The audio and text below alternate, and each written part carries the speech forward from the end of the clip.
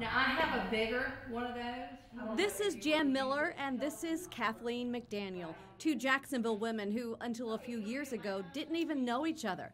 They say divine intervention brought them together. And it had gotten so bad that they told my husband I only had about 2 weeks to live. In '06, Jan had a staph infection in her back. The doctors could do nothing else, so she says she made a promise to God.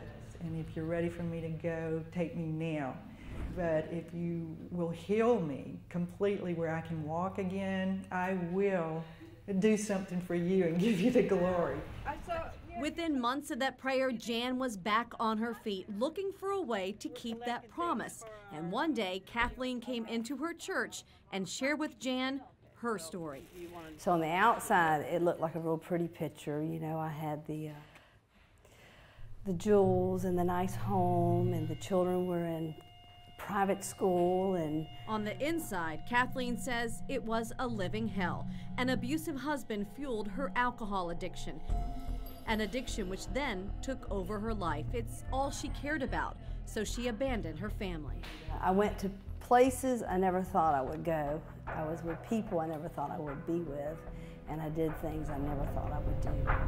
She sold her body as a prostitute from the beaches to Phillips, wherever, just to pay for the alcohol and eventually crack cocaine.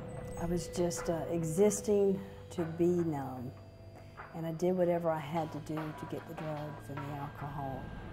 Finally, she had enough, and on June 4th, 2006, she walked to her crack dealer's home on Emerson and St. Augustine Road to end it all. I had a gun, and I was going to walk to their house and rob them for enough crack cocaine to smoke to die, or I wanted the police to see me with that gun and shoot me, and that's what I did that night.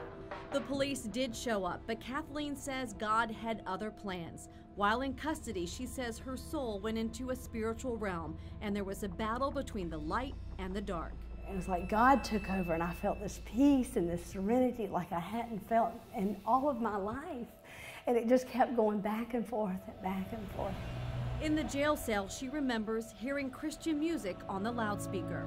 I curl up in this fetal position to like go to sleep, and all of a sudden this music got so loud in my ears. It was like a big chorus, and I got this tingling from the crown of my head to the soles of my feet, and I got this burst of energy like I hadn't had in my whole life, and I just jumped up and I said, God, I surrender my life to you. I need help. And that began my journey that night. Her journey to get her life back. Sober now for 5.5 years, Kathleen now has a new husband, her children are with her, and she now manages a high-end clothing store. After hearing this story, Jan and Kathleen knew what they had to do. I told Jan, I said, Jan, the lost are not here in these four walls inside of this church. They're out there on the street. Would you go out with me?